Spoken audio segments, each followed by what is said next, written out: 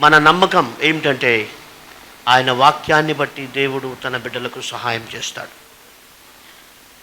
వాక్య ప్రకారం నువ్వు జీవించాలి. నువ్వు జీవించకపోతే వాక్యం ఎట్లా పనిచేస్తుంది?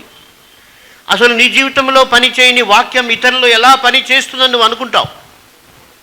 ఎవరికో డబ్బులు పంపిస్తే రక్షణ వస్తేస్తుందా? ఎలా వస్తుంది? నీకే లేనప్పుడు వాళ్ళకి ఎట్లా వస్తుంది? కాబట్టి trusting in God based on the word of God. ప్రభా, నీవు మాట చెప్పావు, నన్ను నా ఇంటి వారిని రక్షిస్తామని చెప్పావు.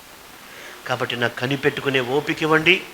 అదే సమయంలో నేను మీ వాక్య ప్రకారం జీవించడానికి సహాయం చేయండి అని ప్రార్థన చేస్తే దేవుడు తప్పకుండా వారిని దర్శిస్తాడు. దేవుని కృప వలన 5,000 వాక్యాలు కంఠాపాఠం చేశాను. అందులో 105 కీర్తనలు కంఠాపాఠం చేశాను.